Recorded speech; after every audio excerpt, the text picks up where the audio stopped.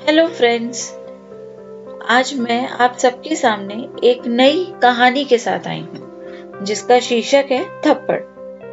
एक दिन पीयूष ने घर का दरवाजा खोलते ही अपनी पत्नी रमा को 2-3 थप्पड़ लगा दिए। हमेशा हर सिचुएशन को शांति से हैंडल करने वाली पत्नी भी इस बार इतनी अशांत हो उठी कि उसने अपनी चप्पल ही निकालकर पति की ओर दे फेंकी। चप्पल पति के बालों को छूते हुए निकल गई। ये किस्सा यहीं पर खत्म हो सकता था, मगर पति ने इसे अपनी मर्दांगी का विषय बना लिया और बात बद से बदतर होती चली गई। रिश्तेदारों ने भी आग में घी का काम किया। किसी ने कहा जो औरत अपने पति को चप्पल से मार सकती है वो ना ही तो वफादार हो सकती है और ना ही पतिव्रता। किसी ने कहा 21वीं सदी में भी जो स्त्री के साथ मारपीट करते हैं उन्हें तो जेल भेज देना चाहिए। तो कोई कहता जरूर उसको कोई और पसंद आ गई होगी, इसलिए अब पत्नी से मारपीट करने लगा है। बात कोर्ट तक पहुंच गई। दोनों पक्षों ने एक दूसरे के खिलाफ केस फाइल कर दिया। पति ने चरित्रहीन होने का तो पत्नी ने दहेज और शारीरिक उत्पीड़न का आरोप लगा दिया। 2 वर्षों से अधिक समय के लिए केस चला था। इन 2 वर्षों के दौरान दोनों पति पत्नी अलग अलग रह रहे थे।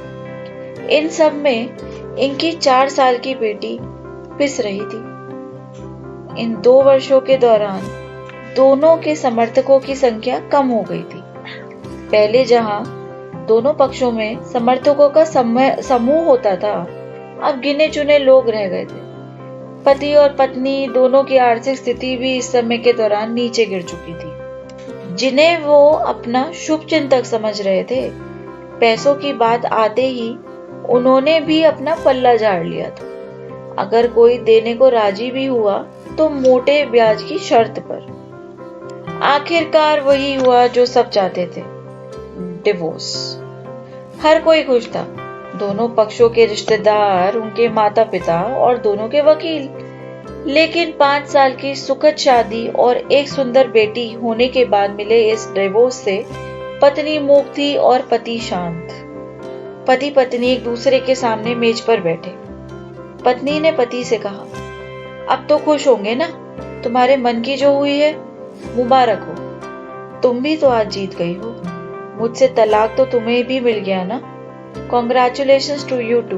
पति ने कहा, तलाक को तुम जीत का प्रतीक समझते हो? पत्नी ने पूछा।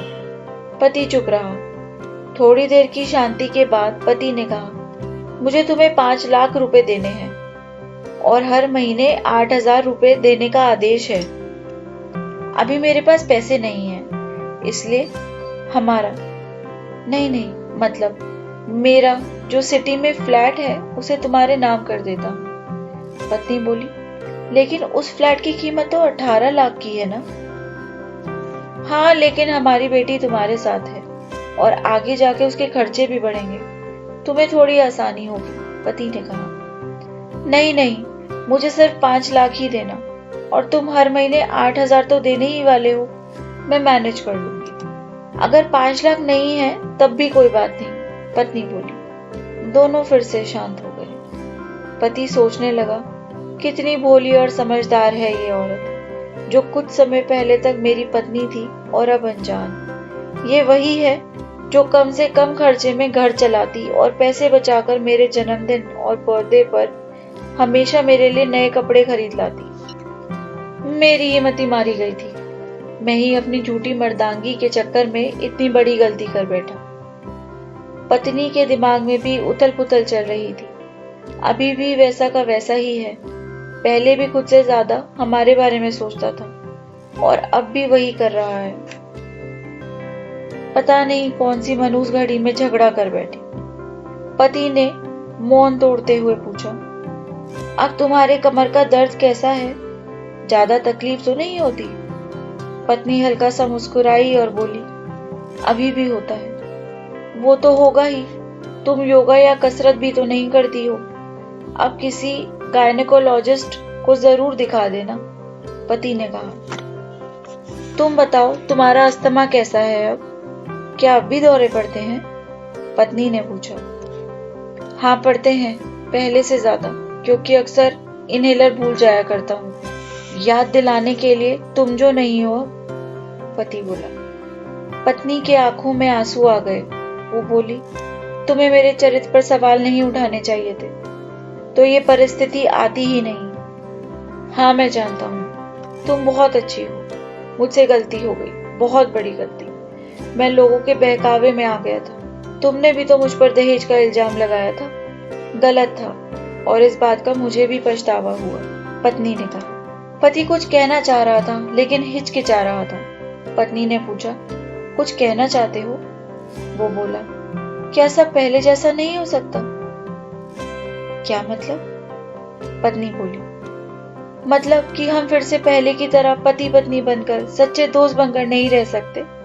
पति बोला, पर ये डिवोर्स के पेपर दिखाते हुए पत्नी ने कहा, फाड़ देते हैं। पति ने अपने पास रखे डिवोर्स के पेपर फाड़ते हुए कहा। पत्नी ने भी अपने पास रखे पेपर फाड़ दिए। सभी हैरान थे, वकील, रिश्तेदार और माँ बाप। पति पत्नी दोनों एक दूसरे के हाथ में हाथ पकड़े अपने घर की तरफ चले गए।